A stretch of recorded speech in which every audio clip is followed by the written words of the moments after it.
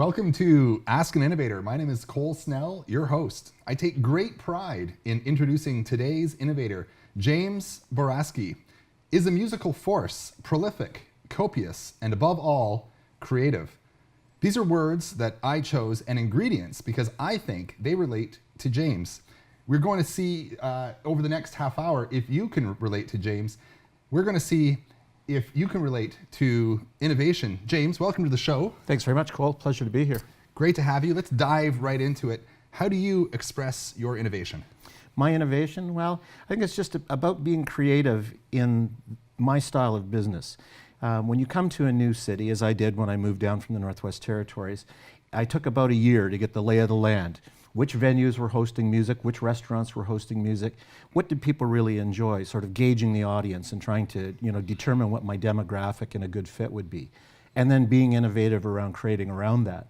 In the Northwest Territories, it was very easy for me to play with a larger band, and there was a lot more what I would call expendable cash when you're working in areas that are largely influenced by diamond mines and gold mines and things like that. You have transient workers that are there that want to be entertained. There seemed to be a big budget for it. A little bit different in Thunder Bay when I got here, and I came back. I lived here once before, but I came back sort of during a more depressed economy after the loss of the forest industry and things like that. So all of a sudden, what I knew of Thunder Bay initially, and I never performed at that time when I lived here the first time, was quite different than what I experienced when I was here. This is really amazing. You're really surprising me, actually. When I talk about innovation, and I'm talking to a world-class musician right now. We're going to get into a little bit about some of James's accomplishments on the guitar and on the mic. It's very interesting what you're saying to me right now. I asked you about innovation. I was expecting you to say something about music, and you actually said something about community. You actually talked about adapting and being innovative, adapting to a community, adapting to Thunder Bay. What are some of the best and, be honest with me, the worst things about running a business and being innovative in Thunder Bay? Well, I think the hard part for me was I'm a rhythm guitar player and a songwriter. So the spit and polish in the blues genre that I usually perform, or roots blues, is really accentuated by having lots of instruments around you. So, Hammond B3 organs, piano, harmonica, lead guitar, saxophone, you name it. So I'm accustomed to playing in a much bigger band than what probably carries the bulk of my business, which is my solo duo and trio shows at some fine dining restaurants. I've had some good success. I have to say I've been really, really fortunate. I've opened Blues Fest twice in the last 4 years, in 2014 and 2016. Bob Halverson gave me, I think, a big responsibility to set the stage for a community festival. So we've had that opportunity to play in the larger format, but getting to the nuts and bolts of it is having to have been adaptive to be able to be successful and allow my music to continue to flourish. So downsizing, innovating to the way that I tailor my shows for the audiences and things like that, because playing a restaurant is very different than playing a showcase or a festival. Yeah. So let's talk about the restaurants a little bit. Would you say, is it fair to say that the growth of the restaurant scene, the culinary scene, and it is robust in Thunder Bay. Pound for pound, I think we have more restaurants, great restaurants, than any other community, possibly in North America. Has the success of these restaurants resulted in more work for you? It has, and also, what we've seen is that, I think people that look at Thunder Bay as a whole realize that, our population really isn't growing.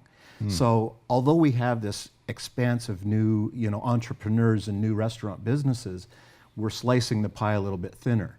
And so I think what has happened is places that I used to play, like Gargoyles, for example, I used to play there monthly. Well, that place doesn't exist anymore. So I've had to be adaptive, but shortly thereafter, the Mackenzie Inn opened, and that created that niche environment where I play monthly out there now. So I think that, music, food, brews, they all mesh very, very nicely with the blues or with any other style of music. And I think, we have an audience and people who visit those restaurants that have broad tastes, both culinary taste and musical taste. So I think it's really good that we've got a strong music scene here that can accommodate that. And it's like pairing a good wine with a good dinner. Yeah. If you compare a good band in a good venue, with the popularity of what music and food and drinks bring.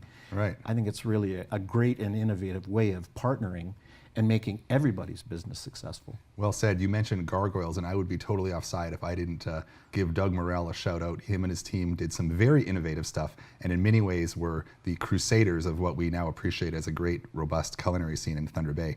So just little plug to Doug and gargoyles. The doing business in Thunder Bay. Let's get back to that a little bit, and being music. You're from Northwest Territories. Well, I moved here from the Northwest Territories. Yeah. I'm from Southern Ontario You're from originally. we're in Southern Ontario. Around Brantford. Brantford. Just south of Brantford. And then did you have a music career there? No, actually, I single-parented, and Oh, wow. so although I learned and started playing very young, I didn't really actually start performing until I came to Thunder Bay the first time in 1999. I just started attending some coffee houses, and then when I got to the Northwest Territories after my kids had both finished school and left home and started into their lives, Right.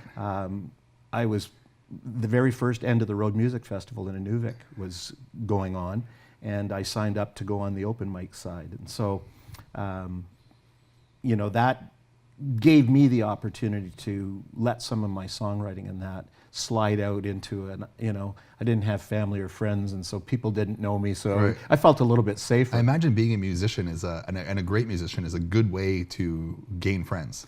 It is, and it has its challenges too, Yeah. because I often tell people that I was trained by the government to be an extrovert and a public speaker, but personally I'm very much an introvert, and I like my alone Sure. time and my creative time, Yeah. like a lot of artists. Yeah, and in the second segment, we're gonna get into some of the juxtaposition that a lot of musicians and a lot of artists and innovators that I meet, you're very extroverted, you're on stage, but yet a lot of extroverts are introverts. That's right. Very interesting. It's the show must go on, and Yeah. and I have a philosophy that I follow, Cole, and I think it's a bit of an innovative philosophy as well. And when you close your eyes and you're listening to music, there's a lot of deep entrenchment and connection. But as a performer, I believe that people hear what they see. And if they see you Right. having fun with your bandmates on stage, Yeah. they can be forgiving if there's little mistakes that maybe we as musicians recognize, but we find ways and creative ways on stage to get around those mistakes. And we make it, a part of the show, and we make it entertaining for an audience. And so it is, music is an innovation unto itself. Yeah, wow, absolutely. That's really well said. That's really insightful. Thank you for sharing that with me. Do you have a preferred venue? Do you have a favorite stage? Do you have one venue in Thunder Bay that really gets you going? I'm assuming you've played them all. Well, I don't know that I've played them all yet. I'm still uncovering, new places to play, and it doesn't matter whether they're big or small. They all have a certain charm to them. I would be remiss if I didn't say the Thunder Bay Blues Fest isn't the highlight of, Right. anybody's Sure. opportunity. Yeah. Last year we had a semi-headline spot over at Live from the Rocks, which I've been trying to get into for many years. Right. That was a unique experience because of the way they run their workshops over there. So I ended up on stage 5 times. But I was there with Jimmy Breslin and John Paul DeRuver and other people from from across Canada that were there. And you're in a workshop setting where basically you're playing songs in the round, or you're playing on each other's songs and trying to contribute in some positive way. And so that again allows that invigoration to be innovative on what you interpret somebody's music to be and how you could add something to it. Wow, well said. James Boraski is dropping some science, some innovative science, I might add. I'm inclined to pull out that guitar you brought and encourage you to rhyme off a few riffs, but maybe we'll stick to the content. We'll be right back with James Boraski. Stay with us.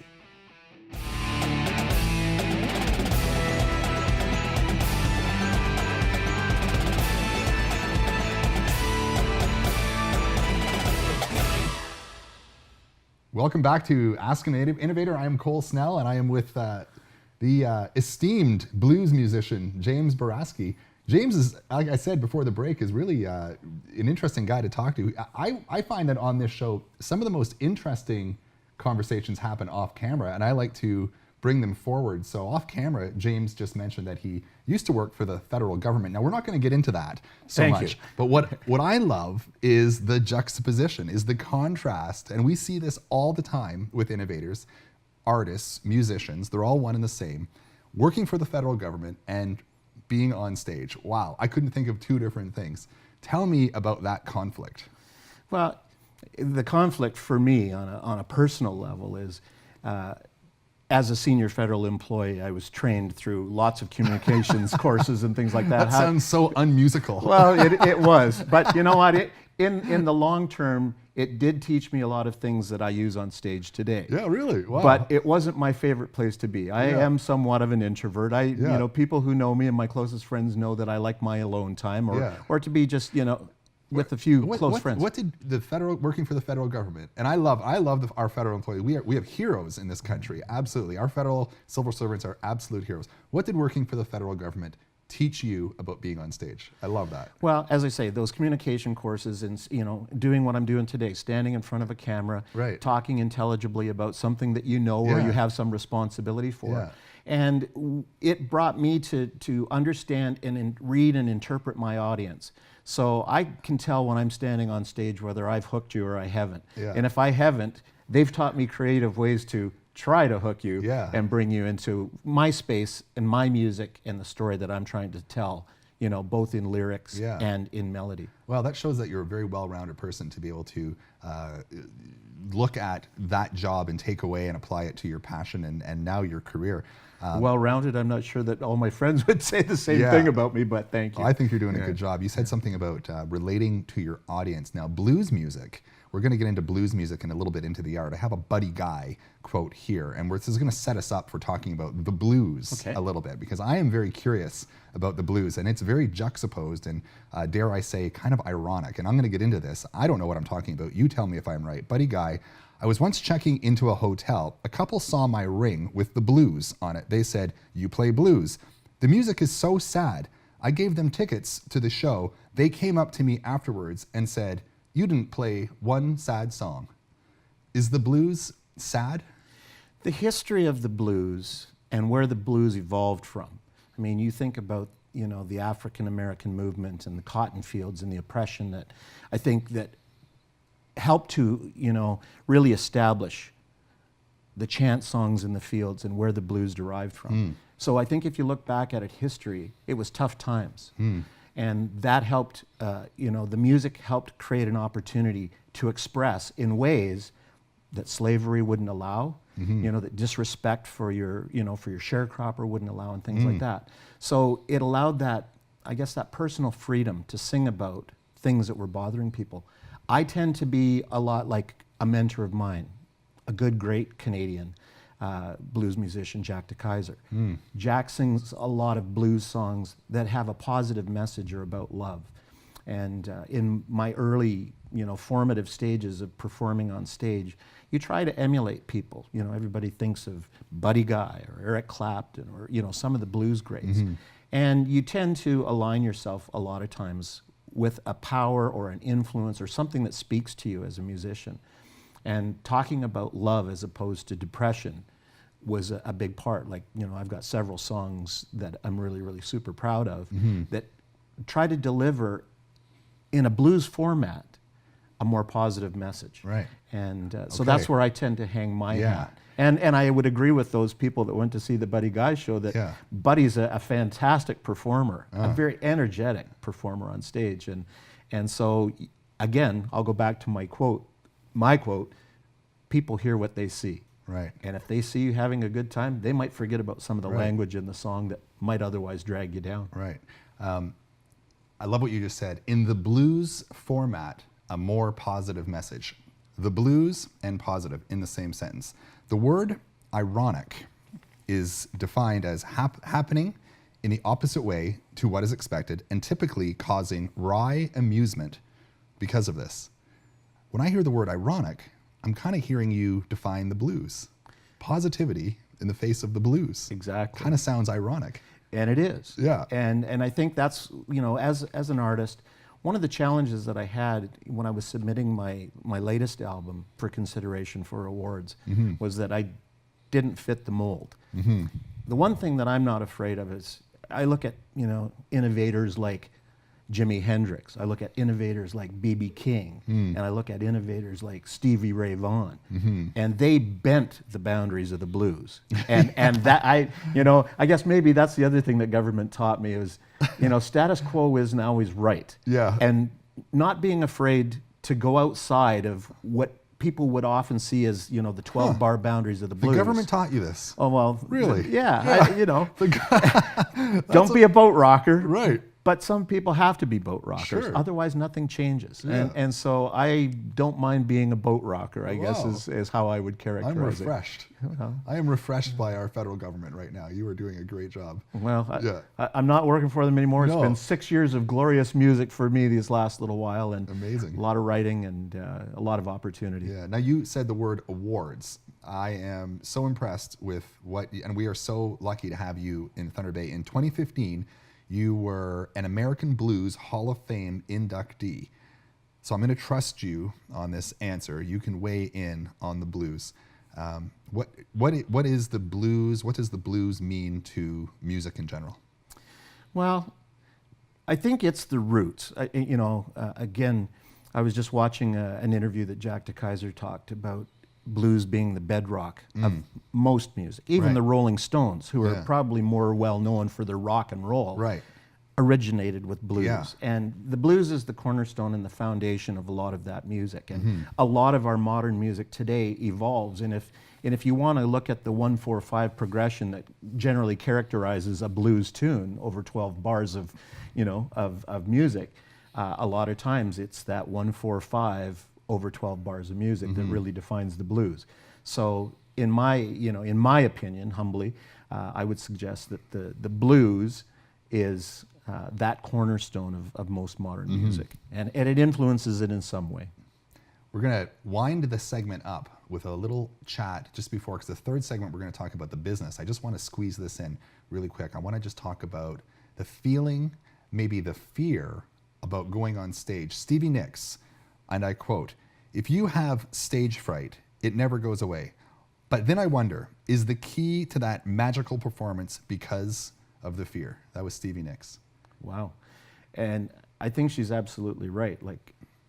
I know when I first moved to Thunder Bay and I was unleashing my original music for the first time, and I'm not a cover artist. I do cover other blues musicians, but I try to make about 40% of my show my own music. That's amazing. Good for you. Because obviously that's why I write it. That's why I try to sell it, part of the business. Sure. But it's also to get a gauge from your audience. Is this something that's moving them? Because generally, in the progression of music, everybody evolves as a musician or as a songwriter or as a storyteller within song. And you want to know the things that catch people's attention, and you want to know the stuff that it's easy for them to gloss over and pass by. So then you can, if you're disciplined, you can start spending your time more in those areas that are going to be, whether it's a different groove or whether it's, just a storyline or something like that. What grabs people's attention? And maybe that's where I should be spending a little bit more of my time, because again, ultimately, we're performers for an audience. A lot of musicians will go on stage, and getting back to Stevie's point, it is exciting, but you have to be there to connect with your audience. You said time. We're going to run out of time really quick. Come back, Ask an Innovator. We're going to be back with James to talk about the business side of the music industry.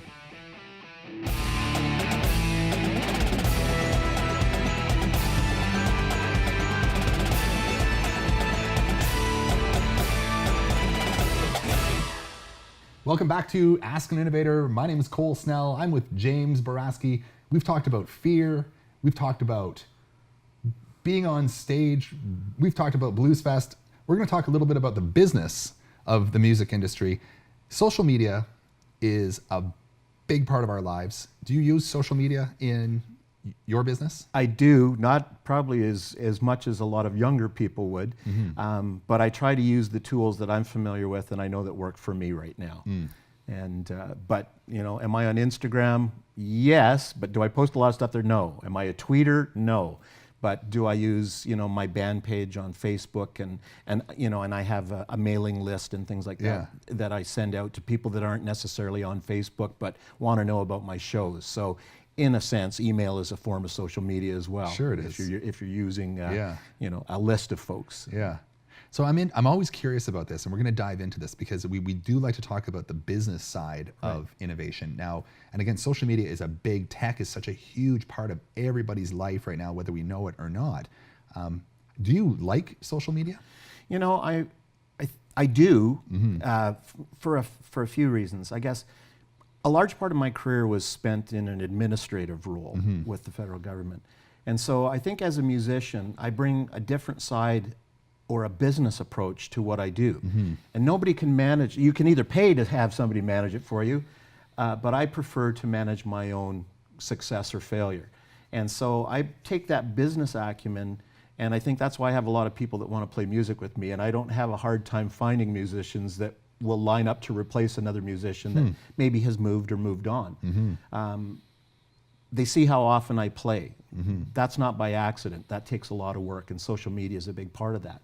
So being in control of your own, I guess, engagement on social media, it's like, for me, I get up in the morning, boom, on goes the computer. I spend the first 2 hours of my day doing the business side of promoting my shows. Right. I do all my own graphics, start- posters, and things Right. like that. So You're very prolific. I have to give you credit. You're very good marketing. Thank you. I see you plastered all over the city. You do a lot of print, a lot of posters. That seems to work. The costs of creating those posters and getting it out there, do you get a good ROI? Do you get a good return on in that investment? well, I've been really lucky because business owners have seen what I do. And that has created a niche market for me. I had a couple of printers in town that said, if you'll allow me to put my logo on your posters, Right. because people are seeing that Yeah. plastered all over town, and I apologize to everybody that sees it all over town, but that's my business. That's what I have to do. Don't be apologetic to about be that. successful. Well, Yeah. I think some people, they get a little ticked off. Well, another one from James, another one from James. But really, folks, that's how we have to do our business to be successful. I can promise So- you this: if they're not talking about you, they're not talking about you. Okay, that's very good. Yeah. So you probably want to be on the side that you're on of But that. yeah, so I've been lucky in terms of venues that have given me sponsorship dollars to help offset my cost of printing because they're seeing the mutual benefit. They don't have to spend that dollar on advertising because they see me doing it on their behalf, and they've got a big logo on my posters of where I'm playing. Right. Same with my printers and things like that. So and again, that's part of the innovation, approach Right. that I've taken to this.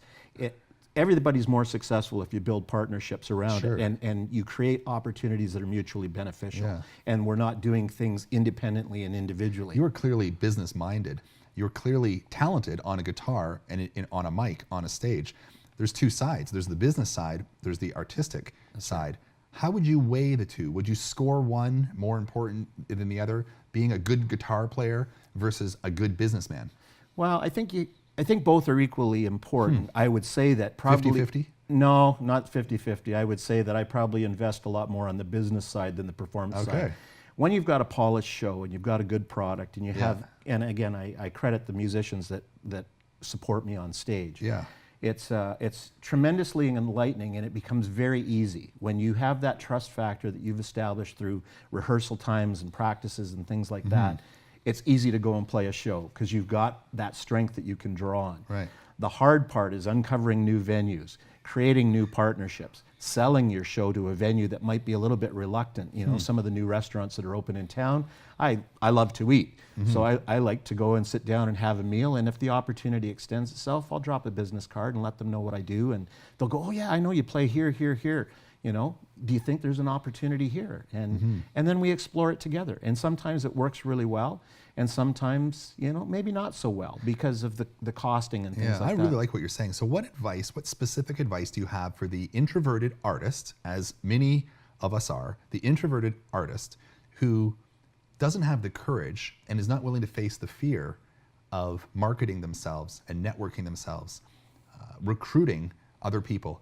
What piece of advice would you give that artist? Well, if you don't have it yourself, you're probably going to have to pay for it. And I do some management work for other bands in town because they've seen what I am able to do with my own product. And some of them are probably better musicians than I am, to be honest with you, Cole. but they don't have that acumen to go out Yeah. and chase the work. They're sitting at home and they're waiting for the phone to ring. Right. You can grow old very fast. Wasted talent, almost. Yeah, exactly. Yeah. And so they end up playing jams or free shows Right. and things like that, which is good because it does create exposure, and I'm judicious in those that I select.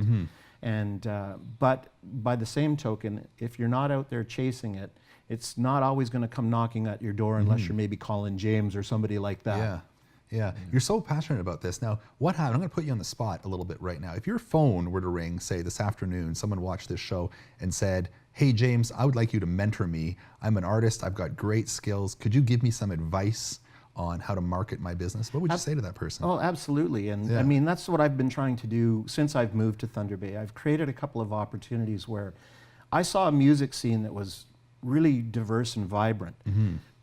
But there's nobody that's really doing an organizational piece for it to get musicians working together to support one another.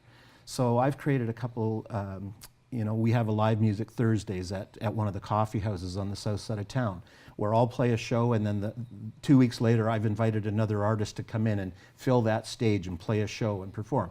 Then I go back. You have to build continuity into these things. So it's every other week I'm introducing a new artist. I did the same thing for bands. I had a series called Rock, Blues, and Other Groups.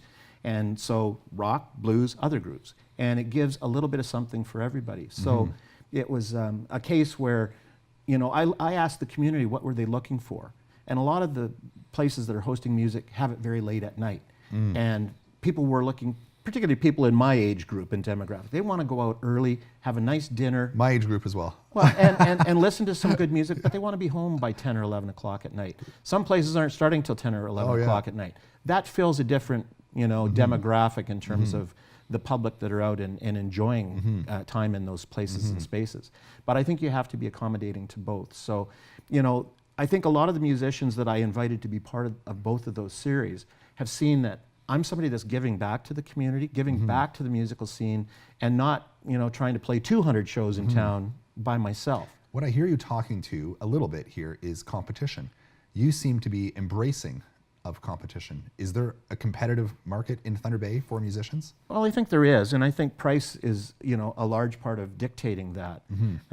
So, if a venue, for example, is worried about their bottom line and they can get a band for $200 versus a band for $1,000, they might take the $200 band. But I will say, politely, when they ask me to come and play for $200, I would love to, but unfortunately I can't afford to. I'm paying my bills from my music, and I've spent the time to get into the Blues Hall of Fame in the States. And, to be recognized as, an international album of the year in the US and Germany. And eventually the product will start to dictate price. And as I say, hands down, I recognize humbly that I'm a rhythm guitar player, and there's a lot better singers and musicians in this town than I am. But I seem to be able to get an audience to embrace what I'm doing and to enjoy my shows, and that's why I'm busy. What do you think about top 40 music today? I listen to it. You do? And quite honestly, Cole, I play 3 different shows. When I'm playing solo, I write a lot of Jim Cuddy style Blue Rodeo ballads. Right. I never get to play those on stage with my band, but it's a style of music that I personally, in my introverted time space, enjoy and like to create. So by playing solo at some of these smaller, restaurants, I can go out and I can do a ballad show. I could go back there next week and I could do a blues show, which is 180 degrees diametrically opposed to what I just did. And then, then I can go back with a trio or a duo and play something different, like my keyboard player also sings. So all of a sudden I cut 50% of my show out and give it to him. And I'm supporting his music and his songs. So we can create an environment for an audience that if you came to listen to 3 of my shows in a row, you'd say everyone was different. Amazing. So you mentioned earlier, I'm going to get back to the marketing side of things a little bit more, because you seem to really have a good grip on it. And I think marketing is such an important tool to for the would-be innovator, for the would-be entrepreneur, whether you're a musician or a welder. It doesn't matter. You must market. Now you mentioned social media, so you have a Facebook page. I do. You have and a band page as well. A band page. You have a website. You have an Instagram account. I do, and I have a CBC artist site as well. I was in the CBC Searchlight contest a few years. I saw that. Now, do you have a Snapchat? I don't do Snapchat. Do you have a YouTube page? I do. You do? Okay. And what's on your YouTube page? It's I hired a couple of different professional videographers You did? when we were doing All right. shows at Live on the Waterfront, Yeah. Summer in the Parks, the Blues Fest. Right. So, and actually I was part of a lineup down in southwestern Ontario at the Mary Webb Centre in their 2014-15 layout. So, you know, Harry Manx, Del Barber, you know, lots of other great artists. And again, multi-genre. But they took over an old church and they're putting on concerts for the community. And so we had some videos that were done professionally there as well that are on that site. So And is your YouTube channel working for you? Yeah, Do you find it people- generates you good numbers on it? you know, I mean, you'd always wish that they were better. Yeah. But other people like, there's a guy in town, Richard Gale, who comes to a lot of shows and posts a lot of stuff, and he's got a great, you know, following, and people are sort of linking to me via him. So I appreciate what other people put up. I have a really quick Chuck D quote. Do you know who Chuck D is? I don't. He was the lead singer and lyricist for a band called Public Enemy, famous rap group from the 80s and 90s. The internet was a saving grace for promoting and exposing and even creating. It's a parallel world to the music industry that already exists, and I'm glad to be a part of it. Can you see the context of the music industry and the internet? Do they work together, or do they work opposing each other? Because the music industry was really decimated in a lot of ways traditionally by the internet. Yeah, and I think, you know, if you're depending on your royalties as a large source of your income, you know, all the pirating of your music and stuff like that, is very little ways that you can prevent that. You know, hackers have found a way around getting that music, you know, in some form or another. But, you know, I guess the golden or the silver cloud in that lining is that it's, you know, exposing that music to a much broader audience. As a result, I'm still getting calls, you know, on my 2013 album from internet radio stations from around the world. And I'm on like 270 stations now around the world, both mainstream and internet, because there are cross linkages. But, you know, so you have to look at it, and is it, you know, is it a two-sided sword? From a financial perspective, yes. But does it create an opportunity for people to go online and click on one of my buy links and buy that song so they can download it properly? Yes, it does. And, you know, and I'm grateful for, you know, as much as I use my own social media, I'm grateful for people like Thunder Bay shows and things like that that help to advertise and push my shows. So it, you know, it creates, you know, I've got my nucleus of Facebook followers. There's my band page nucleus of Facebook followers.